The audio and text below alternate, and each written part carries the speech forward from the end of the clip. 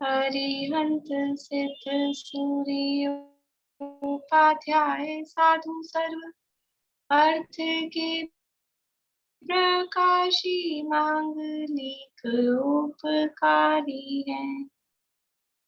तिन्ह को स्वरूप जान रागते भई जो भक्ति काय को नवाए स्तुति को उचारिए।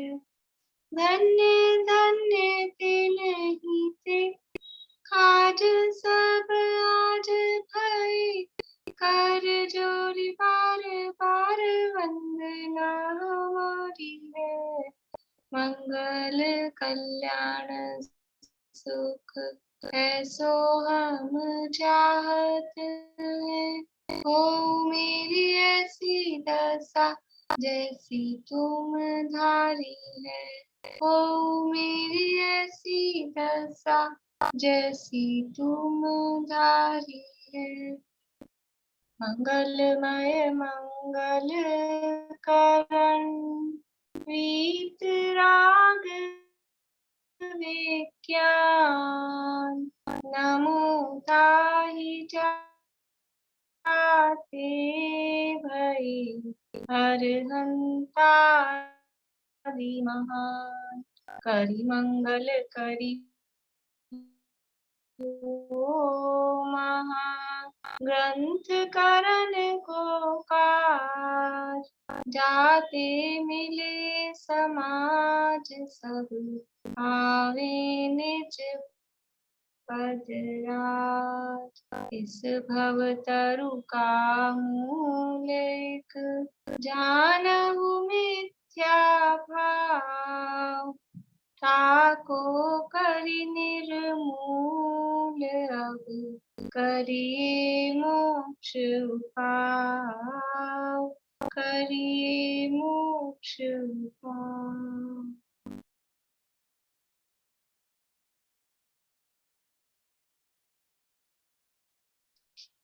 Question number 91।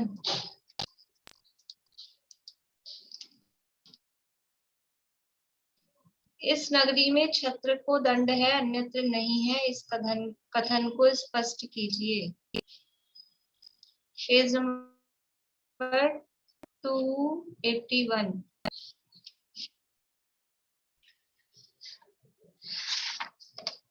आवाज आ रही है आप लोगों को?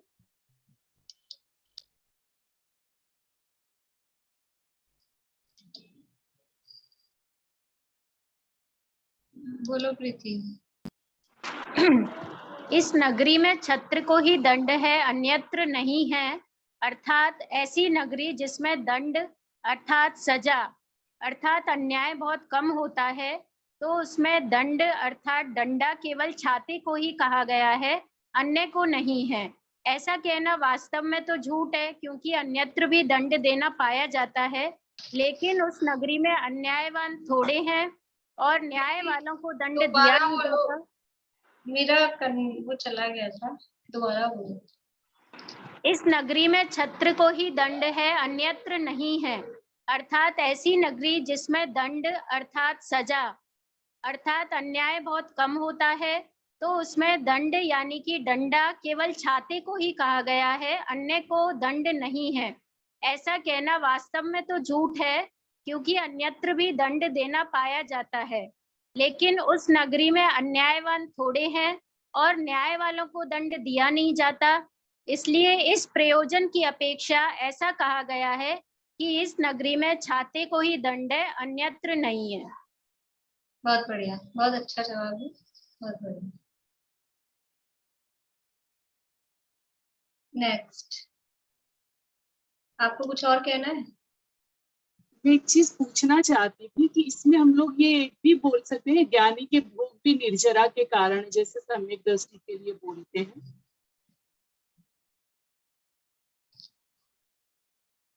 ठीक है, पर बस वो यहाँ प्रकरण मतलब ऐसा चल रहा है ना, लौकिक कोई उदाहरण दे रहे हैं, अन्य मतों के उदाहरण दे रहे हैं, वो प्रकरण चल रहा है। बाकी बात तो ठीक है वो भी, कि सम्यक दृष्टि के भोग को निर्जरा का कारण कहा, तो वास्तव में भोग निर्जरा का कारण नहीं है, वास्तव में तो ऐसा नहीं है, लेकिन वो किसी अपेक्षा का है। पर यहाँ जो प्रकरण चल रहा है ना, वो अलंकार, युक्ति या लौकिक उदाहरण दे रहे हैं, अन्य मतों के उदाहरण दे रहे हैं, वो प्रकरण चल रहा है, इसलिए वो बात जैसे अभी सम्यक दर्शन की महिमा बताने के लिए ज्ञानी के भोगों को निर्जरा का कारण कर दिया, जबकि बात सही है, उसका निषेध नहीं है, लेकिन अभी यहाँ मतलब वो टॉपिक क्या ले रखा है उन्होंने कि पहले लिया था लौकिक दृष्टांत उदाहरण, अन्य मतों के उदाहरण, तो यहाँ भी वो अलंकार, युक्ति ऐसे वाले उदाहरण ले रहे हैं, तो वो बात सही है, वो भी इसी तरह का है, लेकिन यहाँ पर बस कुछ ऐसे लौकिक वाले उदाहरण देने हैं, इसलिए वो बात अभी यहाँ नहीं लगा है।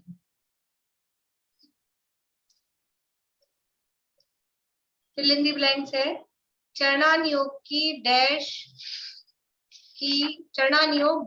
बुद्धि गोचर डैश अपेक्षा से डैश की मुख्यता सहित उपदेश देते हैं, परंतु डैश गोचर डैश अपेक्षा से नहीं देते। चरणानुयोग में आएगा, चरणानुयोग में डैश की बुद्धि गोचर।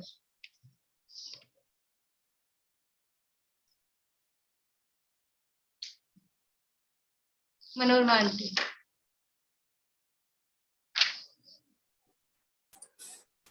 चरणानुयोग में छद्मस की अपेक्षा बुद्धि गोचर और स्थूलपने की अपेक्षा लोक प्रवृत्ति की अपेक्षा मुख्यता सहित उपदेश देते हैं, परंतु केवल ज्ञान गोचर सूक्ष्मपने की अपेक्षा नहीं देते हैं, क्योंकि उसका आचरण नहीं है। बस इतना ही है। छद्मस की बुद्धि गोचर स्थूल अपेक्षा उपदेश देते हैं, केवल ज्ञान गोचर सूक्ष्मता से उपदेश नहीं देते। लोक प्रवृत्ति की मुख्यता से उपदेश देते हैं, ये और है। चरणानुयोग में केवल ज्ञान गोचर सूक्ष्म उपदेश क्यों नहीं देते? विनीता आंटी। हाँ जी, क्योंकि सूक्ष्म बातों का आचरण नहीं हो सकता, वहाँ आचरण करने का उपदेश है, इसलिए चरणानुयोग में केवल ज्ञान की सूक्ष्म बातों का उपदेश नहीं देते। इसमें तो नहीं आएगा ना, दृष्टांत नहीं दूंगा ना, जैसे अनुभूति का दृष्टांत नहीं देना ना इसमें। नहीं, दृष्टांत के फिर क्वेश्चन अलग है ना। ठीक। चरणानुयोग में लोक प्रवृत्ति की मुख्यता सहित उपदेश देते हैं, कोई 3 उदाहरण बताइए।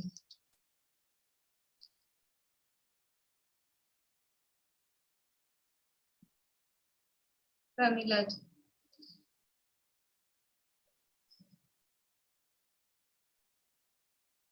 चरणानुयोग में प्रमाद और अभिप्राय की अपेक्षा से लोक प्रवृत्ति की मुख्यता से आचरण का उपदेश है। वहां प्रथम अणुवृत्ति के त्रस हिंसा का त्याग कहा, और छठी प्रतिमा तक स्त्री सेवन क्रिया में त्रस हिंसा है, परंतु उसके त्रस मारने का अभिप्राय नहीं, उस अपेक्षा त्रस हिंसा का त्याग कहा। दूसरा, मुनिराज की स्थावर हिंसा का त्याग कहा, परंतु उनके गमनादि क्रिया में स्थावर हिंसा का त्याग तो है ही, पर सूक्ष्म त्रस जीवों का भी घात है, परंतु प्रमाद से त्रस और स्थावर जीवों के घात का अभिप्राय नहीं, इसलिए उन्हें सर्वथा हिंसा का त्यागी कहा। तीसरा, 7वें गुणस्थान में मुनिराज को सत्य महाव्रत का धारी कहा, पर असत्य और उभय वचन योग 12वें तक केवल ज्ञान की अपेक्षा से कहे, परंतु मुनिराज को लोक प्रवृत्ति में जिन क्रियाओं द्वारा झूठ बोला जाता, ऐसे असत्य का त्याग होने से उन्हें सत्यानुव्रत का। बढ़िया, ये 3 उदाहरण हो गए हैं, और भी हैं लेकिन 3 यहाँ का है। ठीक है। क्या अणुवृत्ति के सर्वथा त्रस हिंसा का त्याग होता है, स्पष्ट करें। ये बात आई गई है इस क्वेश्चन के जवाब में, ये वाला उदाहरण आ गया है, तो दोबारा बुलवाने की जरूरत है नहीं है ना, समझ में आ गया ना सबको। क्या मुनिराज के षटकाय के जीवों की हिंसा का पूर्णतः त्याग होता है? उनके अहिंसा महाव्रत यानी सर्वथा हिंसा का त्याग किस अपेक्षा है? ये बात भी अभी इसमें आ गई है ना, वही बात है। वो क्वेश्चन थोड़े बस अलग अलग करे हैं कि अपने को इसका भी जवाब आए, उसका भी जवाब आए, इस अपेक्षा से। हाँ बोलिए, आपको क्या और बोलना है उसमें? 95 वाले में जो अणुवृत्ति के सर्वथा त्रस हिंसा का त्याग कहा, वहां पे उसके एक देश त्याग कहेंगे कि सर्वथा त्याग कहेंगे? त्रस हिंसा का तो पूर्णतः त्याग है, स्थावर हिंसा का त्याग नहीं है, इसलिए संयम असंयम है। त्रस हिंसा का त्यागी है इसलिए संयम है, स्थावर हिंसा का त्यागी नहीं है इसलिए असंयम है। तो परिभाषा में तो यही कहा जाता है लेकिन वो सर्वथा त्रस हिंसा का त्याग नहीं है, इससे सेवनादि क्रियाओं में त्रसघात हो ही रहा है। नहीं, जैसे अनुवृत्ति को तो पांचों पापों का एक देश ही त्याग है, उसको पांचों पापों का एक देश त्याग है, लेकिन ऐसा नहीं है कि त्रस हिंसा का एक देश, मतलब उसकी अपेक्षा से जब उसने नियम लिया है कि त्रस हिंसा का एक देश त्याग है, थोड़ी सी त्रस हिंसा तो चलेगी, ऐसा नियम नहीं है। त्रस हिंसा का पूर्ण रूप से त्याग किया है उसने, बुद्धिपूर्वक त्रस हिंसा का पूर्णतः त्याग है। वो एक देश का मतलब ये है, हिंसा दो प्रकार की, एक त्रस जीवों की, एक स्थावर जीवों की। तो त्रस जीवों वाली हिंसा वो पूर्णतः उसका त्याग किया, वो एक देश हुआ है।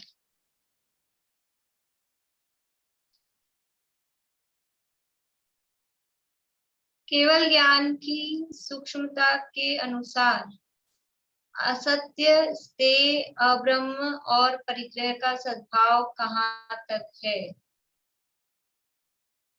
रेणु जी। केवल ज्ञान की सूक्ष्मता के अपेक्षा तो असत्य वचन योग 12वें गुण स्थान तक कहाँ है, अदत्त कर्म परमाणु आदि पर द्रव्य ग्रहण 13वें स्थान पर्यंत है, वेद का उदय 9वें गुण स्थान पर्यंत है, अंतरंग परिग्रह 10वें गुण स्थान पर्यंत है, और बाह्य परिग्रह तमो शरणादि केवली बाह्य परिग्रह केवली के भी होता है, यानी 13वें गुण स्थान तक होता है।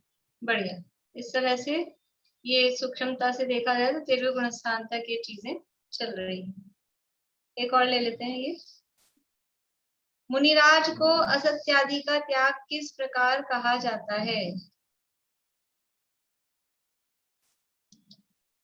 सुनीता। मुनिराज के परमाद रूप से पाप का अभिप्राय नहीं है, और लोक प्रवृत्ति में जिन क्रियाओं से वह झूठ बोलता है, चोरी करता है, कुशील सेवन करता है, परिग्रह रखता है इत्यादि नाम पाता है, वे क्रियाएं मुनिराजों के नहीं होती, इसलिए असत्य आदि का उनको त्याग कहा है। बढ़िया, एक तो अभिप्राय नहीं है, और दुनिया में जिसे ये पाप कहे जा रहे हैं वैसे उस रूप में वो क्रियाएं पाप की उनके नहीं होती है, इस अपेक्षा उनको त्याग कहा जाता है। चलिए बाकी के फिर बाद में करेंगे। बोलिए विनीता।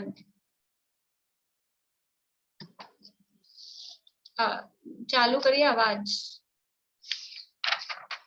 जो यह शब्द है ना, यह झूठ बोलता है, चोरी करता है, कुशील सेवन करता है, तो इस यह का मतलब जीव बनेगा। हाँ, जिस दुनिया में कहते हैं ना ये झूठ बोलता है, ये चोरी करता है, ऐसे करके। हाँ, मतलब यह का मतलब जीव समझा जाएगा ना, जिन क्रियाओं द्वारा यह मतलब कोई जीव, हाँ किसी भी जीव के लिए ये हाँ, देखो, ये ये जीव झूठ कह दो बोलता ना। है, ये चोरी करता है, ऐसा जो लोग में हाँ, कहा जाता है ऐसे। कि मुक्तनाथ प्रकाश में यह वह उनका इसका ये बहुत प्रयोग है, उसको बड़ा ध्यान से पढ़ना पड़ता है। चलिए, द्रव्यानुयोग के व्याख्यान का। हाँ बोलो। केवल ज्ञान के जानने की अपेक्षा जो कहे हैं ना कि असत्य 12वें तक और अदत्त ये 13वें तक, तो ये किसी अनुयोग में नहीं आएंगे, केवल उसमें आएगा केवल ज्ञान के जानने की अपेक्षा। ये कर्णानुयोग में ले सकते हैं, जो भी केवल ज्ञान के जानने की अपेक्षाएं हैं उसको कर्णानुयोग में ले सकते हैं। कर्णानुयोग अपेक्षा क्या, लेकिन वो बात भी कहती है कि कर्णानुयोग में भी वो आविरति वहीं कही है, पर ये बात भी कर्णानुयोग में ही है, मतलब केवल ज्ञान में जो बातें हैं, जो वर्णन है वो कर्णानुयोग में ही आता है। तो ये प्रकरण कर्णानुयोग के ही है कि कौन सा योग अनुभय वचन योग की उभय वचन योग वो कहाँ तक है, असत्य वचन योग कहाँ तक है, तो कर्णानुयोग की बातें हैं, इसलिए कर्णानुयोग की अपेक्षा कहते हैं।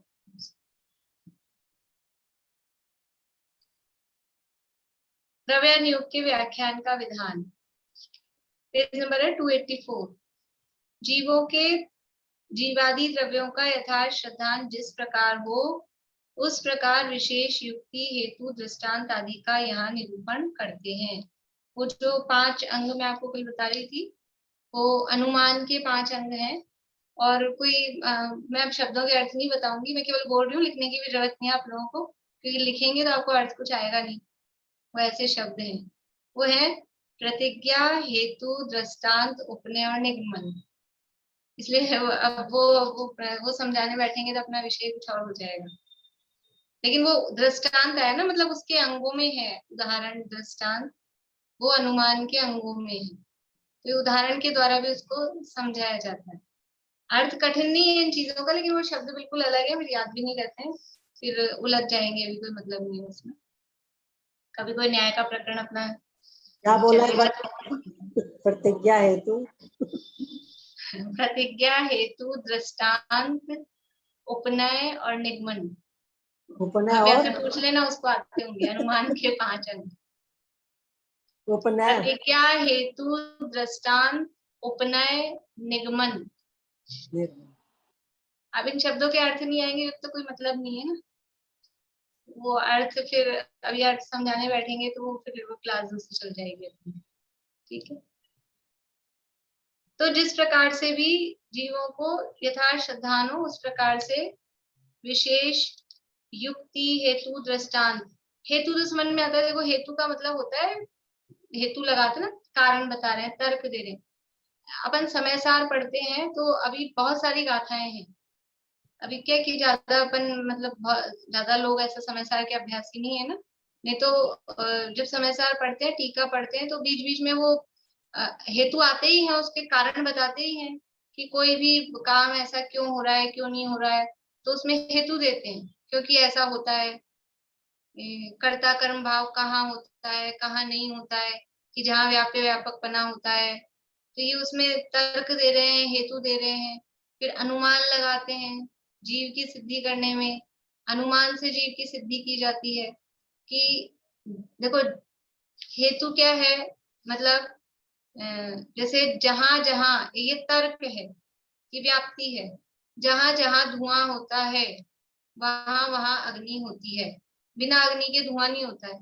ये एक स्टेटमेंट हुआ, मतलब इसको बोलेंगे तर्क है, ये व्याप्ति है, धुएं की अग्नि के साथ में व्याप्ति है। अब ये तो हुआ एक यूनिवर्सल ट्रुथ, सार्वभौमिक सत्य है, हर जगह हर क्षेत्र में हर काल में जहां जहां धुआं होगा वहां वहां अग्नि होगी होगी। कोई सा भी क्षेत्र हो, कोई सा भी काल हो, पंचम काल हो, चौथा काल हो, भारत में हो, अमेरिका में हो, भरत क्षेत्र में हो, विदेश क्षेत्र में हो, कहीं भी हो, सार्वभौमिक सार्वकालिक मतलब यूनिवर्सल ट्रुथ है ये, कि जहां जहां धुआं होता है वहां वहां अग्नि होती है। अब इसको जब हम अप्लाई करते हैं, ये एक अपन ने बात सीख ली, ये अपने को समझ में आ गया। ये कैसे सीखते हैं बात, कि हम जब हम अग्नि देख रहे हैं, जब हम धुआं देख रहे हैं, तो हमको अग्नि दिखाई दे रही है। हम जब धुआं हमको दिखा तब तब उसके साथ में अग्नि दिखाई दी।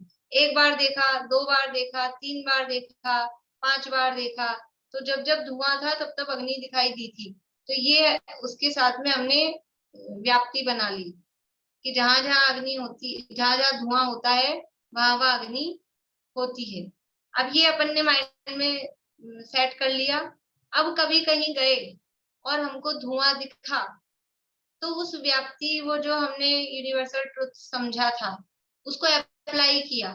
क्या अप्लाई किया, कि हमने किसी को कहा यहाँ कहीं ना कहीं आग लगी है। कैसे लगी है, कैसे कह सकते हो, कि हमारा हमारा अनुमान है। क्यों है अनुमान, क्योंकि यहाँ धुआं दिखाई दे रहा है, क्यों, और जहां जहां धुआं होता है वहां वहां अग्नि होती है। अनुमान का मतलब है प्रमाण ज्ञान, ये परोक्ष प्रमाण है। अनुमान का मतलब अंदाज, ऐसे ही ट्राई मार लिया, निकल गया तो निकल गया, सही नहीं निकला तो कोई बात नहीं, ऐसा नहीं है। अनुमान को हम जो समझते ना, अंदाजा, अंदाजा नहीं है अनुमान। अनुमान है ये प्रमाण ज्ञान है। प्रमाण ज्ञान है मतलब प्रामाणिक जिसे बोलते हैं ना, वो है। पर परोक्ष प्रमाण है, परोक्ष देखा है, डायरेक्ट हमने अग्नि को नहीं देखा है, धुआं दिखा है, उसके माध्यम से अग्नि को हम जान पा रहे हैं। तो ऐसे ही धुआं अग्नि का ज्ञान नहीं करना है अपने को, तो किसकी सिद्धि करनी है, जीव की सिद्धि करनी है। तो जीव की सिद्धि करने के लिए क्या तर्क है, कि जहां जहां ज्ञान होता है वहां वहां जीव होता है। कल भी कहा था, कल ही कहा था ना, ज्ञान मात्र से ही जीव पकड़ में आता है, और कोई दूसरा साधन नहीं है जीव को पकड़ने का, समझने का। जहां जहां ज्ञान है वहां वहां जीव है, ये हमने सीख लिया, समझ लिया। तो अब कहीं हमको यहाँ जीव है कि नहीं है, तो अपन कैसे देखते हैं कि नहीं नहीं अभी तो चेत है, ऐसा बोलते हैं। कोई आदमी मरणासन हो तो उसके पास जाके फिर कोई धड़कन देखते हैं कि कुछ हिला डुला के देखते हैं, तो फिर क्या बोलते हैं, अभी तो चेत है। अभी चेत का मतलब क्या होता है, अपनी भाषा में मारवाड़ी में बोलते हैं ना चेत है, चेत का मतलब चैतन्य, चैतन्य का मतलब ज्ञान, ज्ञान दर्शन। तो ज्ञान से जीव समझ में आता है। तो जहां हमको ज्ञान दिखा वहां हमने अनुमान किया कि यहाँ जीव है। तो ये ऐसे, ये अनुमान से सिद्धि, ये हेतु देते हैं, दृष्टांत देते हैं, अनुमान के माध्यम से करते हैं। ये सब ये द्रव्यान योग में इस तरह से जीव की सिद्धि की जाती है। तो जीवादि द्रव्यों का यथार्थ सिद्धांत जिस प्रकार हो उस प्रकार विशेष युक्ति हेतु दृष्टांत आदि का यहाँ निरूपण करते हैं, क्योंकि इसमें यथार्थ श्रद्धान कराने का प्रयोजन है। वहां यद्यपि जीवादि वस्तु अभेद हैं, तथापि उनमें भेद कल्पना द्वारा व्यवहार से द्रव्य गुण पर्याय आदि के भेदों का निरूपण करते हैं। यद्यपि वस्तु अभेद है, अखंड है, लेकिन फिर भी समझाने के लिए उसमें भेद करते हैं, भेद करके समझाया जाता है। हमारा जो घर है ना, हमारा घर मकान, वो एक है कि दो चार है? जिस घर में अपन रहते हैं, सुमन जी, आप जिस घर में रहते हो वो एक घर है कि दो चार घर है जिसमें रह रहे हो? ऐसे आपके दो चार होंगे, पता नहीं, वो एक है कि दो चार है? हाँ, एक है, लेकिन एक है, लेकिन फिर घर के भेद करते हैं कि नहीं? ये हाँ, किचन है, ये किचन है। बाथरूम है, ये बेडरूम है, ये ड्राइंग रूम है। ये क्यों करते हैं? घर तो एक ही है ना, तो बस पूरा घर एक, कहीं हाँ। कोई दरवाजा, कोई दीवार, कोई पर्दा, कोई पार्टीशन होना ही नहीं चाहिए, बस एक बना लो और बस सारा काम उसी में कर लो। ऐसा होता है कि नहीं? व्यवस्था, वहां व्यवस्था के लिए अलग अलग हम उसको पार्ट करते हैं। ये बात अलग है, आजकल ओपन किचन ही बनाते हैं, दरवाजा नहीं लगाते, तो भी उसका ओपन किचन में भी पार्ट अलग होता तो है ना, पोर्शन तो कि ये किचन का है, पोर्शन तो होता है अलग। तो ये जो अलग अलग भेद करते हैं, ये हम व्यवस्था के लिए करते हैं, समझने के लिए करते हैं।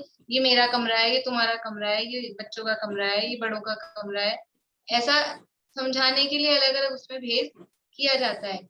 ऐसे ही वस्तु एक अभेद अखंड है, लेकिन उसमें वस्तु को समझाना है, जब उसका स्वरूप समझाना है तो स्वरूप समझाने के लिए उसमें भेद किए जाते हैं। तो द्रव्य का भेद, गुण का भेद, पर्याय का भेद, गुणों में भी अलग अलग गुणों का भेद, अलग अलग पर्यायों के भेद, अर्थ पर्याय, व्यंजन पर्याय। तो द्रव्य कितने प्रकार का है?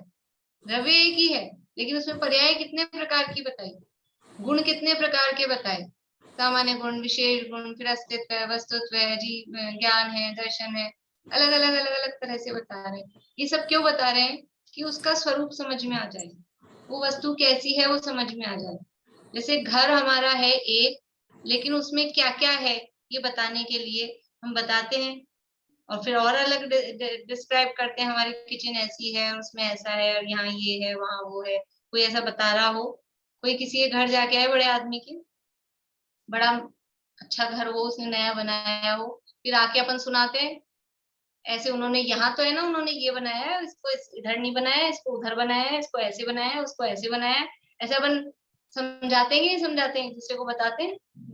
घर के चार आदमियों में से एक आदमी जाके आया हो तो बाकी को वो सुनाता समझाता है कि ऐसा है, ऐसा ऐसा है। तो ये कैसे, क्यों बता रहे हैं ऐसे अलग अलग करके? कि भेद करके समझाया नहीं जा सकता भेद को। उसका घर है तो क्या समझ में आएगा? उसका घर है तो क्या समझ में आएगा ऐसा कहने से? फिर उसमें कुछ आप कहोगे ना कि उसका एलिवेशन ऐसा है, उसका पोर्च ऐसा है, एंट्रेंस ऐसा है, उसके दरवाजे ऐसे हैं, तो कुछ समझ में आएगा। ऐसे ही वस्तु को समझने के लिए, समझाने के लिए उसमें भेद करना पड़ता है। वस्तु अभेद है। द्रव्यान योग का प्रयोजन क्या है?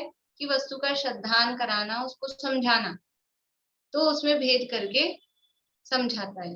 यद्यपि भेद करना व्यवहार है, लेकिन द्रव्यान योग में भी व्यवहार से एलर्जी नहीं है, व्यवहार का निषेध करेंगे, लेकिन फिर भी व्यवहार को यूज में भी लेंगे, यूज में भी लेंगे और फिर निषेध भी करेंगे।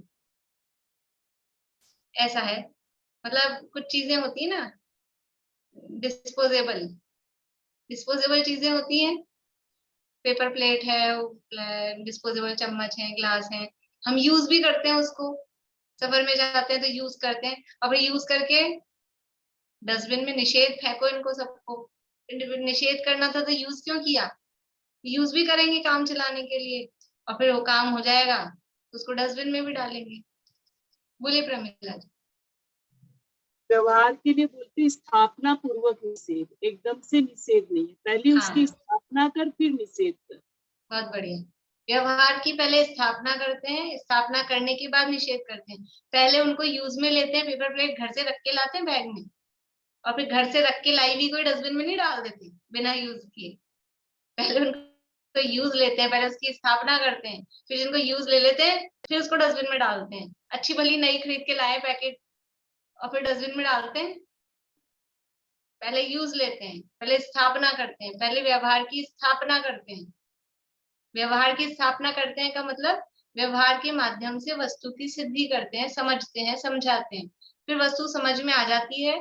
तब अब ये व्यवहार उपादेय नहीं है, ये भेद ग्रहण करने योग्य नहीं है, ये भेद अनुभव में लेने योग्य नहीं है, ये भेद दृष्टि का विषय नहीं है। फिर उस भेदों का निषेध कर, फिर उसका निषेध कर। जीवादि द्रव्यों का यथार्थ श्रद्धांत जिस प्रकार हो उस प्रकार विशेष युक्ति हेतु दृष्टांत आदि का यहाँ निरूपण करते हैं, क्योंकि इसमें यथार्थ श्रद्धांत कराने का प्रयोजन है। यद्यपि जीवादि वस्तु अभेद हैं, तथापि उनमें भेद कल्पना द्वारा व्यवहार से द्रव्य गुण पर्याय आदि के भेदों का निरूपण करते हैं, तथा प्रतीति कराने के अर्थ अनेक युक्तियों द्वारा उपदेश देते हैं। अनेक युक्तियों द्वारा उपदेश देते हैं, जैसे भी समझ में आ जाए वैसे अनेक युक्तियां देते हैं।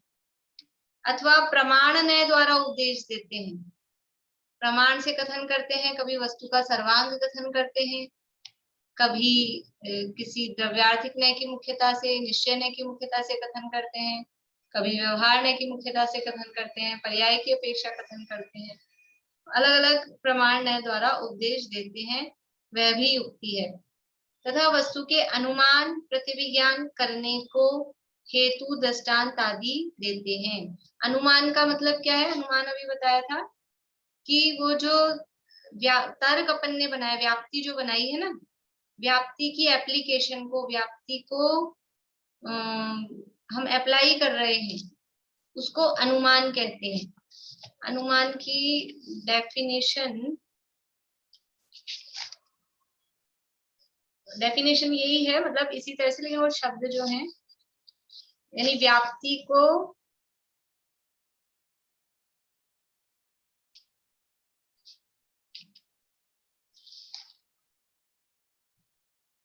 अभी समझ लीजिए डेफिनेशन, फिर मैं लिखवा दूंगी। ऐसे समझ में आ रहा है ना आपको? व्याप्ति को जो अप्लाई करते हैं, मतलब व्याप्ति जो बनाई ना, जो तर्क है, तर्क पूर्वक अनुमान होता है। तो व्याप्ति का जो हम उसको प्रयोग में लाना, व्याप्ति को प्रयोग में लाना, वो अनुमान कहलाता है। बोलिए अशांति। तत्वार सूत्र बढ़ाई थी, संज्ञा चिंता व्रत, वही चीज है ना अनुमान? हाँ, वही परिभाषा है सब, वही है। स्मृति प्रतिविज्ञान वो है ना, मति स्मृति चिंता, संज्ञा चिंता अभिनिबोधित अर्थांतरम। तो मति स्मृति संज्ञा चिंता अभिनिबोध, वही अनुमान है, तर्क है, प्रतिविज्ञान है। वही प्रतिविज्ञान किसे कहते हैं? प्रतिविज्ञान का मतलब है जोड़ रूप ज्ञान। पूर्व की स्मृति है और वर्तमान का प्रत्यक्ष है, इन दोनों को हमने मिलाया। पहले हमने कुछ देखा था, वो हमको याद है, स्मृति पूर्व की होती है, तो पूर्व की स्मृति हुई और वर्तमान में कुछ प्रत्यक्ष हुआ, और उसको हमने मिलाया मतलब उसमें कुछ भी कंपैरिजन किया, ये एक से हैं कि अलग अलग हैं, कि इनमें ये अंतर है, किसी भी तरह से, तो वो कहलाता है प्रत्यविज्ञान। जोड़ रूप ज्ञान को, जोड़ का मतलब दो ज्ञानों को जोड़ा, स्मृति को और प्रत्यक्ष को, ये दो ज्ञान हुए। स्मृति मतलब, स्मृति समझ में आता है, पूर्व में जो धारणा होती है उस धारणा को रिकॉल करना, वो याद आना, वो स्मृति कहलाती है। देखो अवग्रह हुआ, सबसे पहले दर्शनोपयोग होता है। ज्ञान का प्रोसेस क्या है? ज्ञान होने का प्रोसेस क्या है? सबसे पहले सामान्य अवलोकन दर्शनोपयोग हुआ, दर्शनोपयोग के बाद में अवग्रह, दर्शनोपयोग हुआ, उसके बाद में अवग्रह, फिर ईहा, फिर अवाय और फिर धारणा। दर्शनोपयोग के बाद में उसका सामान्य कुछ है ऐसा लगता है, ये हुआ अवग्रह। फिर उसको जानने की जिज्ञासा होती है क्या है, तो वो जानने की जिज्ञासा कहलाती है ईहा। कुछ है ऐसा जो समझ में आया, वो अवग्रह। फिर ये क्या है ऐसी जानने की जिज्ञासा, वो ईहा। और फिर अपने को समझ में आया कोई कांटा है, तो ये निर्णय हो गया। वो निर्णय वाला ज्ञान वो अवाय, अवाय है निर्णयात्मक ज्ञान। और फिर ये जो निर्णय हो गया, इसको बाद में भी याद रखना, भूलना नहीं कि ऐसा जो चुभता है ये कांटा होता है।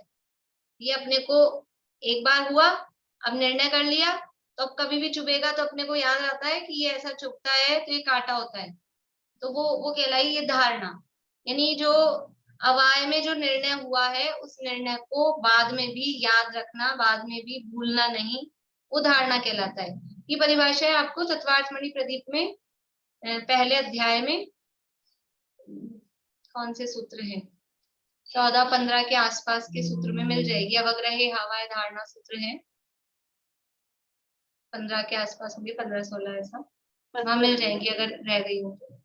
15 नंबर, 15 ही है ना, 15 नंबर का सूत्र है। तो ये हुआ धारणा। अब ये धारणा के बाद में ये जो धारणा हमको याद रही, जैसे अभी कुछ चीजें, कोई परिभाषा अर्थ पर्याय व्यंजन पर्याय पढ़ी पहली बार, तो अब पढ़ने के बाद अब याद रहेगी, तो ये याद रही, ये हुआ धारणा। अब क्या हुआ कि कभी कहीं किसी प्रवचन में, किसी क्लास में आपने शब्द सुना व्यंजन पर्याय, असमान जाति द्रव्य पर्याय, तो ये शब्द सुना तो अरे ये उस दिन अपन ने क्लास में पढ़ा था, ये वही बात है, ऐसा ही अपन ने दोनों को जोड़ा। या फिर कोई पढ़ा रहे हो और वो ऐसा बोल रहे हो केवल ज्ञान, अब कोई समझ लो, अपन उदाहरण है, कोई गलत क्यों बोल रहा है, नहीं बोलागा कोई भी, लेकिन उदाहरण है, मान लो कोई ऐसा बोल रहा है कि केवल ज्ञान व्यंजन पर्याय है, किसी ने ऐसा कहा, तो भी अपन ने जोड़ा कि नहीं, अपने को क्या याद है, केवल ज्ञान तो अर्थ पर्याय होती है, ये व्यंजन पर्याय बता रहे हैं। तो भले ही मैच नहीं हो रहा, तो भी अपन ने किसी भी तरह से मैच किया ना, चाहे सेम मैच हो रहा हो, चाहे उसमें गलत लग रहा हो, चाहे वो कुछ कमी लग रही हो, कुछ ज्यादा लग रहा हो, कुछ भी हो, लेकिन हमने कंपेयर किया दोनों को। तो ये जो कंपेयर किया है, दोनों को जोड़ा है, इसका नाम है प्रत्यभिज्ञान। तो ये इस तरह से भी द्रव्यानुयोग में, ये सब क्या है, ये न्याय की पद्धति है, न्याय के प्रकरण है। ये स्मृति, प्रत्यभिज्ञान, तर्क, अनुमान, ये सब न्याय में परोक्ष प्रमाण के भेद हैं। तो ये द्रव्यानुयोग का पाठ है न्याय, और द्रव्यानुयोग में अध्यात्म में भी न्याय के बिना सिद्धि नहीं होती है। अध्यात्म का भी प्रकरण हो, लेकिन न्याय से, यानी तर्क से, अनुमान से, स्मृति, ये सब प्रतिविज्ञान आदि से वस्तु की सिद्धि इन्हीं से होती है। तो वो अन्य मतों को समझाने वाले जो प्रकरण है वो कठिन लगते हैं अपने को, बाकी ऐसे फ्लो में आते रहते हैं, तो आता है अपने पढ़ने में, सब तर्क भी आते हैं, अनुमान भी आता है, लेकिन अलग अलग ऐसे उसमें नाम नहीं डले होते ना, ये तर्क है, ये अनुमान है, इसलिए वो ऐसा ख्याल में नहीं होता। द्रव्यानुयोग में सारे इसके माध्यम से ही द्रव्यों की, तत्वों की सिद्धि की जाती है। तो प्रतिविज्ञान करने को, वस्तु के अनुमान प्रतिविज्ञान करने को हेतु दृष्टांत आदि देते हैं। इस प्रकार यहाँ वस्तु की प्रतीति कराने को उपदेश देते हैं। अब जैसे प्रतिविज्ञान में क्या कि ये वही है मारीची, ये वही जीव है जो वो भील था, जो मारीची था, जो शेर था, ये जो महावीर है, तो इन सब में एक जोड़ा ना, ये सब वही है, ये उनमें जोड़ा, ये प्रतिविज्ञान किया, तो वो जीव की सिद्धि की, स्वर्ग नरक की सिद्धि कि इस जीव ने यहाँ ये काम किया था, ऐसा फल भोगा, फिर वो नरक में गया, फिर वो आया, फिर वो मनुष्य बना के फिर अंश बना, फिर वो देवगति में गया, तो ये सारा ये सब किया, ये इससे स्वर्ग नरक की सिद्धि, स्वर्ग नरक की सिद्धि होगी तो जीव की सिद्धि होगी, फिर आश्रव भावों की, पुण्य पाप की, उसके फल की, ये सब तत्वों की सिद्धि होगी, हो रही है कि नहीं हो रही है इसके माध्यम से। पुण्य पाप की सिद्धि, तो पदार्थ तत्वों की सिद्धि होनी पड़ेगी कि नहीं होनी पड़ेगी? पुण्य होता है, पाप होता है, तो ये कैसे सिद्ध करेंगे कि पुण्य और पाप होता है? कुछ लोग मानते ही नहीं है, कोई पुण्य नहीं, कोई पाप नहीं, कोई धर्म नहीं, कुछ नहीं, तो उसका फल दिखा के उसकी सिद्धि करते हैं कि अगर ये नहीं होता तो एक जीव इतना दुख पा रहा है, एक जीव इतने आराम में है, ये क्यों है? अगर ये पुण्य पाप नहीं होते, अगर कर्म नहीं होता, तो सबके पास दो आंखें हैं, एक नाक है, बीच में साइड में दो कान है या मुंह है, सबकी शक्ल एक सी क्यों नहीं है? उतने ही है ना सबके, दो ही आंखें हैं, दो ही कान है, एक ही नाक है, फिर भी सबकी शक्लें अलग अलग क्यों है? ये कुछ है, ये कुछ ना कुछ कर्म का उदय है, वो पुण्य पाप का उदय है। किसी का रंग गोरा, किसी का रंग काला, किसी का शरीर लंबा, किसी का शरीर चिकना, ये सब क्यों है? ऐसा क्यों है? एक ही वस्तु, एक ही घर में रहते हैं, एक सा भोजन करते हैं, फिर भी एक बच्चा बहुत मोटा हो रहा है और एक बच्चा बहुत दुबला हो रहा है। ये क्या हो रहा है? किसी किसी को खिलाते हो सारा कुछ, किसी को कुछ ही नहीं खिलाते हो, ऐसा होता है। और जो दुबला होता है उसको तो ज्यादा खिलाते हैं और घी भर भर के डालते हैं कि ये तो कमजोर है, मोटे को तो फिर भी मना करेंगे तू रहने दे। फिर भी क्यों होता है ऐसा? इससे ये तर्क हैं, ये युक्तियां हैं, इससे कर्म समझ में आता है, ये कर्म दिखाई देते हैं अपने को, पुण्य पाप दिखाई देते हैं, परिस्थितियां अलग अलग दिखाई दे रही हैं। दो भाई हैं और दो भाई में एक तो आसमान पे चढ़ रहा है और एक रोड पे पड़ा है, ऐसा क्यों है? ये कर्मों का फेल है। और एक ही व्यक्ति कभी आसमान पे था, कभी रोड पे है, कभी रोड पे था और कभी आसमान पे है, ऐसा क्यों अंतर है? तो ये सब, ये इससे तत्वों की सिद्धि होती है। ये पुण्य पाप की सिद्धि हुई तो आश्रव बंध की सिद्धि होगी ना, आश्रव बंध की सिद्धि होगी तो उनके अभाव रूप संवर्ण निद्रा की भी सिद्धि होगी, मोक्ष की भी सिद्धि होगी। कुछ जीव ऐसे भी दिखाई देंगे जो पूर्ण सुखी हैं, कुछ सुख के मार्ग पे हैं, तो इनके माध्यम से तत्वों की सिद्धि की जाती है। तो उसके लिए हेतु, दृष्टांत, युक्ति आदि यहाँ पर देते हैं। इस प्रकार यहाँ वस्तु की प्रतीति कराने को उपदेश देते हैं तथा यहाँ मोक्ष मार्ग का श्रद्धान कराने के अर्थ जीवादि तत्वों का विशेष, जीवादि तत्वों का विशेष मतलब, विशेष का मतलब, विशेष का मतलब क्या होता है? बोलिए सुनीता आंटी। विशेष मतलब पर्याय। ठीक है, और प्रमिला जी? आश्रव बंध संवरण निर्जरऊ पर्याय। हाँ, पर्याय रूप, भेद, भेद भी कह सकते हैं, उनके जो भेद हैं, पर्याय रूप भेद। तो जीवादि तत्वों के जो विशेष हैं तो उनके भेद करके भी अलग अलग युक्ति, हेतु, दृष्टांत आदि द्वारा निरूपण करते हैं। पहले कहा था जीवादि द्रव्यों का श्रद्धान कराने के लिए, अब फिर कह रहे हैं मोक्ष मार्ग का श्रद्धान कराने के लिए। तो मोक्ष मार्ग का श्रद्धान सम्यक दर्शन, सम्यक ज्ञान, सम्यक चारित्र। तो मोक्ष मार्ग का श्रद्धान में पहला ही जो है सम्यक दर्शन, वो क्या है? तत्वार श्रद्धानम सम्यक दर्शनम। तो फिर उसमें तत्वों का श्रद्धान आ जाएगा, फिर जीवों का, जीव अजीव आश्रव बंध संवरण निर्जरा मोक्ष, उन सब का। तो जीवादि तत्वों का विशेष युक्ति, हेतु, दृष्टांत आदि द्वारा निरूपण करते हैं। वहां स्वपर भेद विज्ञान आदि जिस प्रकार हो उस प्रकार जीव अजीव का निर्णय करते हैं। किस प्रकार करते हैं? द्रव्यानुयोग में जीव का अजीव का ये किस प्रकार से बताते हैं? भेद विज्ञान की मुख्यता से, ये बात है। द्रव्यानुयोग में जो निरूपण किया जाएगा, वहां जो प्रकरण मतलब जिस तरह से भी युक्ति दी जाएगी, समझाया जाएगा, भेद विज्ञान हो, भेद विज्ञान की मुख्यता से ये जीव अजीव का निर्णय करते हैं। तथा वीतराग भाव जिस प्रकार हो उस प्रकार आश्रवादी का स्वरूप बताते हैं। जीव अजीव का निर्णय कैसे कर रहे हैं कि मैं जीव हूं, ये अजीव पर है, जीव स्वयं है, अजीव पर है, ये भेद विज्ञान करा रहे हैं। और आश्रवादी से आश्रव है, बंध है, वो दुख के कारण है, वो दुख रूप है, और संवरण निद्रा मोक्ष वो सुख के कारण है, सुख रूप है। तो ये आश्रव भाव हे है कि राग द्वेष मोह करने योग्य नहीं है। तो वीतराग भाव जिस प्रकार हो, मोह राग द्वेष का निषेध किया जा रहा है, इसलिए वीतराग भाव जिस प्रकार हो उस प्रकार आश्रवादी का स्वरूप बताते हैं। और वहां मुख्य रूप से ज्ञान वैराग्य के कारण, ये ज्ञान वैराग्य के कारण जो आत्मानुभवनादिक हैं, इसमें आ गया संवर्ण निर्जरा तत्व। आश्रवादी को कहा, फिर संवर्ण निर्जरा और मोक्ष तक को ले लेना कि ज्ञान वैराग्य के कारण जो आत्मानुभवन आदि हैं उनकी महिमा गाते हैं। आत्महित हेतु विराग ज्ञान ते लखे आपको कष्ट दान।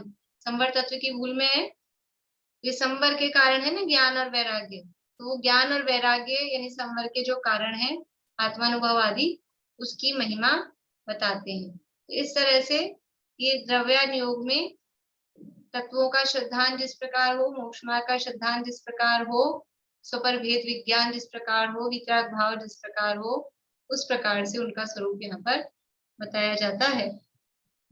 और विशेष चर्चा फिर आगे कल करेंगे। बोलिए प्रवीण। जो फर्स्ट पैराग्राफ में 6 द्रव्यों को युक्ति हेतु से सिद्ध किया, तो जीव और अजीव का तो हम लोग थोड़ा पकड़ पाते हैं, फिर धर्म अधर्म आकाश काल के हेतु से सिद्धि की गई है, तो उसके कुछ एक पॉइंट्स आप बता सके तो बताइए। धर्म धर्म आकाश काल की वो सिद्धि इस अपेक्षा से की जाती है ना कि भाई जितने भी जीव और पुद्गल हैं, या तो वो चलते हैं या रुकते हैं, या जगह लेते हैं या उनमें परिणमन होता है। इसके अलावा कोई काम हो तो बताइए। जो भी काम हो रहे हैं वो या तो गमन रूप है, हिलने डुलने रूप है, तो वो धर्म द्रव्य उसमें निमित्त होता है, या वो काम करते करते रुकते हैं, गमन करते करते रुक रहे हैं, तो अधर्म द्रव्य निमित्त होता है। और अब रुके हुए भी हैं तो भी जगह तो, चाहे रुके हुए हैं चाहे चल रहे हैं काम कर रहे हैं, तो भी जगह तो ले ही रहे हैं, तो आकाश द्रव्य उसमें निमित्त होता है। और परिणमन यानी आकाश की निमित्तता और काल की निमित्तता तो हर समय है ही है, धर्म धर्म में से ऑप्शनल समझ लेते हैं। तो इस तरह से उनकी सिद्धि की जाती है। और ये सिद्धि करने के पीछे कारण क्या है कि इससे भी भेद विज्ञान की और अकर्तावाद की सिद्धि होती है कि हम जो दूसरे को चलाने का, उसके परिणमन का, उसको जगह देने का कर्ता बने हुए थे, कि ये सब काम है किसी के जिम्मे, तुम नहीं हो उसके कर्ता। किसी को परिणमन कराने के, किसी को जगह देने के, किसी को चलाने के, रुकाने के कर्ता हम नहीं है। उसकी निमित्तता भी हम में नहीं है, क्योंकि निमित्त तो वो त्रैकालिक निमित्त, धर्म धर्म आकाश काल उसमें है। और आपको विशेष देखना हो तो जो बड़ी वाली टीका है ना, मोक्ष शास्त्र, राम जी भाई की टीका अगर आपके पास में हो, तत्वार्थ सूत्र की, तो उसमें 5वें अध्याय में उन्होंने बहुत डिटेल में ऐसे सिद्धि की है, 6 द्रव्यों की सिद्धि, उदाहरण दे के खूब सारा दिया है उसमें 5वें अध्याय में। मोटा जो है ना बड़ा मोक्ष शास्त्र नाम है, राम जी भाई की टीका है तत्वार्थ सूत्र। बोलिए भारती। मेरा तो थोड़ा मॉडर्न साइंस के वो है, मैच तो नहीं करेगा। जैसे स्पेस में जब जाते हैं तो वहां भी तो धर्म अधर्म होना चाहिए द्रव्य, लेकिन वहां तो अगर एक बार स्पेस में चला जाए तो वहां तो रुक नहीं सकता है। अर्थ की ग्रेविटेशनल फोर्स के बाहर गया तो फिर वहां पे तो ना रुकता नहीं है। मतलब एक कार्य होने में अनेक कारण होते हैं, ये तो एक सिद्धांत है, मोक्ष प्रकाशित में लिखा है। एक कार्य होने में अनेक कारण होते हैं, एक ही कारण नहीं होता है। तो कारण का मतलब है निमित्त, निमित्त भी अनेक होते हैं, तो निमित्त भी बहुत सारे मिलने चाहिए। अच्छा, रोटी बनने में रोटी बनने का निमित्त क्या है? घड़ा बनने का निमित्त क्या है? कुम्हार, अकेला कुम्हार है, कुम्हार हो और ये मिट्टी हो, बना दो। कि ऐसे थोड़ी ना होता है, उसका डंडा चाहिए, उसकी चाक चाहिए, सारे जो भी उसके औजार हैं वो सब चाहिए। रोटी बना दो, आपके पास आटा रखा है और आप हो, और आपको कहीं जंगल में ले जाके आटा दे दिया और कुछ नहीं, और आप स्त्री हो, आपको रोटी बनाना आता है, बनाओ। ऐसे कैसे बनाएंगे? चकला भी चाहिए, बेलन भी चाहिए, तवा भी चाहिए, अग्नि भी चाहिए, चूल्हा भी चाहिए, क्या क्या क्या नहीं चाहिए। एक कार्य होने में अनेक निमित्त होते हैं, तो वो धर्म द्रव्य है, अधर्म द्रव्य है, वो एक उदासीन निमित्त है, वो एक परमानेंट निमित्त है। उसके साथ में वो चलने में या फिर उसको रुकने में और भी चीजें चाहिए, तो वो जो ग्रेविटेशनल फोर्स है वो भी एक निमित्त है। वो वहां पर कम है कि नहीं है, तो उसके कारण वो वहां उड़ता रहता है। ऊपर उठता रहता है, ऐसा हो जाता है। एक क्वेश्चन पूछ रही थी मैं, बोलिए। देवलोक में दुख राग द्वेष का होगा? राग द्वेष का, मिथ्यात्व का, सबका ही दुख है। मिथ्यात्व जहाँ है वो दुखी है।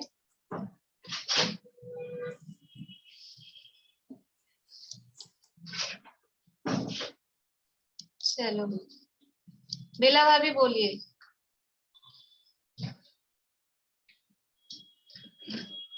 कुछ नहीं, ऐसे ही हो गया मिस्टेक्स। नहीं, ये जिनवाणी स्तुति बोलिए।